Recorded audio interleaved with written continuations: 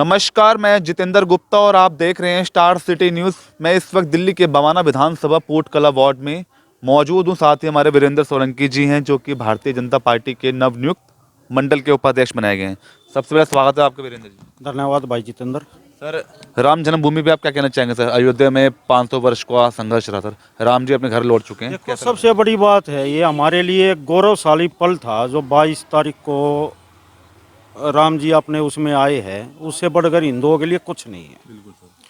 क्यों? 500 साल का इतिहास रहा है, 500 साल का संघर्ष रहा है, पता नहीं कितनी कुर्बानी दी है हिंदुओं ने, और कितना वो कहते हैं ना कि आत्म सम्मान जो उनकी भावनाओं पे एक धब्बा मान लो। हम तो ये कहते हैं भाई, जब एक हिंदू बहुल राष्ट्र होते हुए भी और हमारा जो है एक भगवान है वो उसको उसकी जगह नहीं मिल रही थी, तो बहुत दुख की बात थी। तो इसको लेके आपने अपने क्षेत्र में सर दिवाली का रूप बनाया? भाई बिल्कुल दिवाली का रूप बनाया था। पूरी गली वगैरह में झंडे लगाए थे। पूरे कृष्ण विहार में हर मंदिर में भंडारा आयोजित हुआ था। और बम पटाखे वगैरह तो सब चले ही थे। अंकल वगैरह यहाँ ये बहुत बैठते हैं। सब ने एक अच्छी तरह जो को कहते हैं ना दिवाली भव्य रूप से वो मनाई गई थी। अच्छा, पोर्टकला जो आपका वार्ड है सर, यहाँ के पूर्व पार्षद रहे आनंद आर्य जी सर, उनके समय में सर कैसा काम हुआ और आज के फिलहाल कैसे हालात हैं क्षेत्र के? भाई आनंद आर्य जी ने जो काम किया था वो आप जाके क्षेत्र में पता कर सकते हो। जितने वे मिलनसार थे, अगर कॉल उनके पास बाई चांस कोई कॉल या कंप्लेंट आ जाती तो वे खुद जाकर देखते थे या मेरे को भेजते थे वहाँ पे। उपलब्धि बताइए सर, क्या क्या उपलब्धि है आनंद जी की? आनंद जी ने जो कोरोना काल में जो काम किया है, क्यों सबसे बड़ी बात उस टाइम पे आनंद जी के पास स्टाफ की कमी थी। ड्राइवर वगैरह हरियाणा से थे एमसीडी में, और हरियाणा से जो है बॉर्डर बंद कर दिए गए थे। कर्मचारी दिल्ली में नहीं आने पा रहे थे, लेकिन फिर भी उन्होंने 24 घंटे जो कहते हैं क्षेत्र में मौजूद रहे पूरे कोरोना काल में। आप उनकी साइड से फोटो वगैरह देख सकते हो। मगर वो 5 साल रहे काउंसलर यहाँ से? हाँ, 5 साल काउंसिलर रहे हैं यहाँ से। तो सर 5 साल में कुछ उपलब्धि होगी उनकी? 5 साल में उपलब्धि अब हुआ है तो जरा वही बता नहीं पाएंगे ना। अच्छा, तो सर दोबारा टिकट मिली थी उनको? नहीं, दोबारा उन्होंने महिला सीट होने के कारण उन्होंने नाम नहीं रखा था। अच्छा, आज के निगम पार्षद कौन है सर?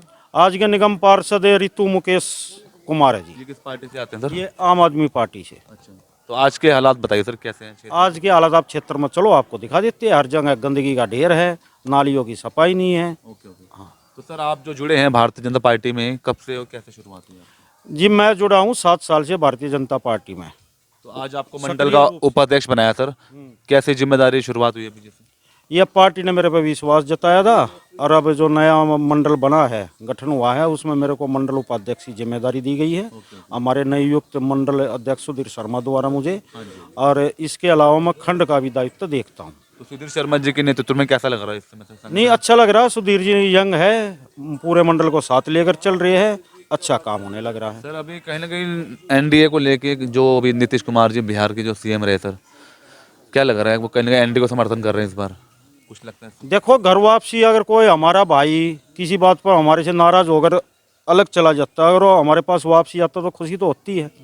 अब बिहार में समीकरण एक तरफा होने हैं एनडीए के। अच्छा, हाँ, तो कितनी सीटें आ रही है सर लोकसभा? मेरे हिसाब से लोकसभा में बिहार में 40 की 40, और हिंदुस्तान में जहाँ तक है तो 400 प्लस अब की बार है बीजेपी की। सर दिल्ली की अगर बात करें 7 सीटों पे, क्या दिल्ली की लगता है? 7 की 7 बीजेपी की। मगर हम उत्तर पश्चिमी लोकसभा की बात करें सर, यहाँ के सांसद हैं हंसराज जी, उनके रिपोर्ट कार्ड को लेके बात करें, 5 साल हो चुके हैं सर। देखो, हंसराज जी ने काम किया 2 साल, तो कोरोना की वजह से कुछ करने नहीं पाए। हाँ, एक हल्की सी शिकायत है कि भाई क्षेत्र में कम आने पाए, बस ना। बाकी ऐसा कुछ नहीं है कि उन्होंने भाई किसी की नहीं सुनी। कार्यकर्ता जाते भी है तो उनकी भी वे सुनते हैं और काम भी करते हैं, ऐसा कोई बात नहीं है। सर आप एक सेवक भी हैं, तो लोगों की आप जो भी सेवा करते हैं पोर्टकला के लिए, क्या क्या सेवा दे रहे हैं क्षेत्र के लिए? क्षेत्र के लिए यही है जी, 24 घंटे अवेलेबल है। किसी को कोई समस्या है थाने से रिलेटिव या और कोई, तो 24 घंटे हम उनके साथ खड़े हैं। अभी को फिलहाल कोई समस्या तो नहीं था पोर्टकला में? नहीं, कोई समस्या नहीं है। विधायक जी आ रहे हैं क्षेत्र में, ध्यान दे रहे हैं? हाँ, विधायक जी आ रहे हैं क्षेत्र में। हाँ, बाकी जो कंप्लेंट है वगैरह है वे तो अब वही जाने। हमारा तो कभी मिलना होता नहीं विधायक जी से। कभी आते नहीं तो कभी नहीं जी, हमारा कोई मिलना नहीं होता विधायक जी से। तो वैसे आप पॉलिटिकली आप जो जुड़े हैं सर, क्या आपका बैकग्राउंड भी कहीं ना कहीं भाजपा में जुड़े? बैकग्राउंड जी भाजपा परिवार रहा हमारा शुरू से। निगम पार्षद आर्य जी बड़े भाई रहे हैं, जो कि पार्षद भी रहे हैं। उससे पहले 2 बार मंडल अध्यक्ष भी रहे हैं, और वे 30 साल से कम पार्टी से जुड़े हुए हैं। मतलब इस बार क्या लगता है, मोदी जी बनेंगे सर प्रधानमंत्री? क्या लगता है आपको? बिल्कुल 100%। क्यों लग रहा है आपको? सबसे बड़ी बात राम मंदिर। तो ये राम मंदिर का मुद्दा है काफी बड़ा। नहीं, मुद्दा नहीं है जी, ये हिंदुओं का एक सम्मान की बात थी। सम्मान की हाँ, हम इसको मुद्दा नहीं मानते। मगर विपक्षी पार्टियों का कहना कहीं ना कहीं राम मंदिर का मुद्दा लेके चल नहीं नहीं, उनके लिए ये मुद्दा हो सकता है। वे तो पहले ये भी कह रहे थे कि ये कभी बनने नहीं देंगे राम मंदिर को। तो ये तो हिंदुओं के लिए गर्व की बात है जो हमारा राम अपने उसमें क्या कहते हैं रामलला में वापसी आया। तो ये कोई मुद्दा नहीं है, धर्म की आस्था का प्रतीक था। बीच में हुआ था अभी 1-2 साल पहले किसान आंदोलन को लेकर सर। वो किसान आंदोलन जो हुआ था वो किसानों के लिए नहीं था, बल्कि वो हाईजैक किया गया था सिर्फ बीजेपी के खिलाफ, किसानों को यूज किया गया था। 25 के विधानसभा से चुनाव में क्या लगता है, कहीं ना कहीं मोदी जी का फैक्टर चल रहा है 24 में, 25 में क्या लगता है विधानसभा? नहीं, 25 की बार अब की बार विधानसभा बीजेपी जीत रही है। 25 साल हो गए आपकी दिल्ली में सर, सरकार नहीं बन पाई।